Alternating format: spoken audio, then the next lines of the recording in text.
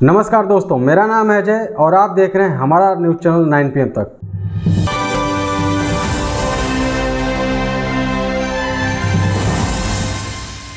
White house के पास हुए एक आतंकवादी हमले की तस्वीर दिखाते हैं। अमेरिका की पूर्व विदेश मंत्री हिलरी क्लिंटन ने एक बार कहा था कि आप अपने घर में सांप पालकर यह उम्मीद नहीं कर सकते कि वो सिर्फ आपके पड़ोसियों को ही डसेगा और आपको नहीं डसेगा। और यह बात तब उन्होंने पाकिस्तान के लिए कही थी, क्योंकि पाकिस्तान उस समय आतंकवादियों को पालता था और सोचता था कि ये जो आतंकवादी हैं ये सिर्फ भारत को डसेंगे। लेकिन आज हालात ऐसे बन गए कि ये लाइन, ये विचार अमेरिका पर लागू हो रहा है। अमेरिका ने अफगानिस्तान के जिन लोगों को, जिन सैनिकों को खुद मिलिट्री ट्रेनिंग दी थी, अब वही लोग अमेरिका में आकर अमेरिका पर हमला कर रहे हैं। आज व्हाइट हाउस के पास अफगानिस्तान के एक शरणार्थी ने अमेरिका के 2 सैनिकों पर गोलियां चला दी और इन दोनों की हालत इस समय बहुत ही गंभीर है। यह हमला 29 वर्ष के रहमानुल्लाह लाकनवाल ने किया है। रहमानुल्लाह अफगानिस्तान के काबुल का रहने वाला है और वो अफगानिस्तान में अमेरिकी खुफिया एजेंसी CIA की एक गोपनीय यूनिट के लिए काम किया करता था। इस फोर्स का नाम है कांधार स्ट्राइक फोर्स और आप इस व्यक्ति का आई कार्ड भी देख सकते हैं। ये देखिए, कांधार स्ट्राइक फोर्स का इसका आई कार्ड है जो आपकी स्क्रीन पर है। और इसे उस समय अमेरिका की सेना ने ही ट्रेनिंग दी थी। यह हमलावर एक जमाने में अफगानिस्तान का सैनिक हुआ करता था जिसे अमेरिका की सेना ने ट्रेनिंग दी।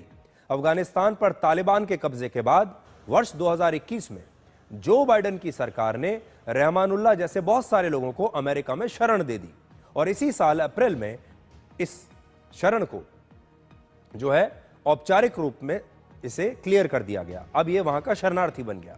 अब सोचिए, अमेरिका की सरकार जिस आदमी को लेकर आई, जिस पर भरोसा किया, जिसे अपने यहां उन्होंने शरणार्थी का दर्जा दे दिया, अब वही आदमी उनके लिए घातक साबित हो रहा है, वही आदमी उन पर हमला कर रहा है।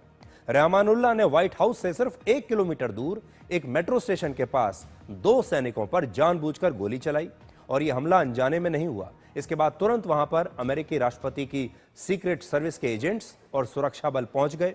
वहां लगातार फायरिंग हुई और आखिरकार रहमानुल्लाह को गिरफ्तार कर लिया गया।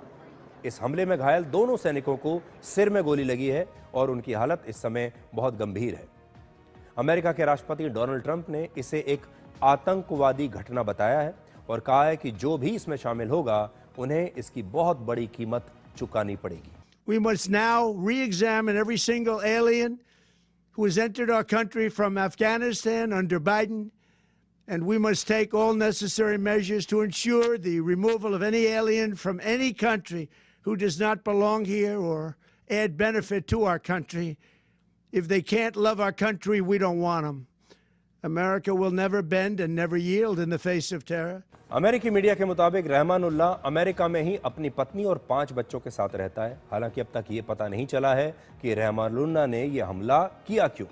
उसके पड़ोसियों का कहना है कि हाल ही में उसने सोशल मीडिया पर अमेरिका के विरोध में कुछ पोस्ट लिखे थे और उसने तालिबान का भी समर्थन किया था। लेकिन अब तक रहमानुल्लाह का किसी आतंकवादी संगठन से कोई संबंध नहीं मिला है। अब जरा सोचिए, रहमानुल्लाह को लाने के लिए अमेरिका के 4 सैनिकों ने बाकायदा पत्र लिखकर उसकी बहादुरी की प्रशंसा की थी, तब जाकर उसे अमेरिका में एंट्री मिली और रहमानुल्लाह सहित अफगानिस्तान के करीब 2 लाख लोगों को अमेरिका में शरण दी गई है। वर्ष 2021 में अमेरिका ने इसके लिए ऑपरेशन अलाइज वेलकम चलाया था। मतलब कि हमारे जो सहयोगी देश हैं, अलाइज हैं, उनका स्वागत हम करते हैं। अपने सहयोगियों का स्वागत करने का ऑपरेशन, ये इसका मतलब है। और अफगानिस्तान के इन लोगों ने तालिबान के खिलाफ अमेरिका की तब मदद की थी और अफगानिस्तान में इनकी जान को इसलिए खतरा हो गया था। जब तालिबान अफगानिस्तान पर कब्जा करने की कोशिश कर रहा था तो ये लोग अमेरिका की तरफ से तालिबान से लड़ रहे थे, अमेरिका की मदद कर रहे थे। लेकिन तालिबान जीत गया, तालिबान का कब्जा अफगानिस्तान पर हो गया, इनकी जान खतरे में आ गई और अमेरिका ने इन्हें अपने देश में ले लिया। लेकिन आज के हमले के बाद अफगानिस्तान के नागरिकों के लिए अमेरिका में एंट्री पर अब एक रोक लगा दी गई है। यानी अब अफगानिस्तान के किसी भी नागरिक को अमेरिका में एंट्री नहीं मिलेगी। तो दोस्तों, हमारी ये खास रिपोर्ट आपको कैसी लगी हमें कमेंट करके ज़रूर बताएं, और ऐसे ही देश विदेश की खबरें देखने के लिए हमारे न्यूज़ चैनल 9 PM तक को अभी सब्सक्राइब करें, और हमें फेसबुक और इंस्टाग्राम पर भी ज़रूर फॉलो करें। मिलते हैं फिर किसी और ख़ास रिपोर्ट में, तब तक के लिए धन्यवाद। जय हिंद।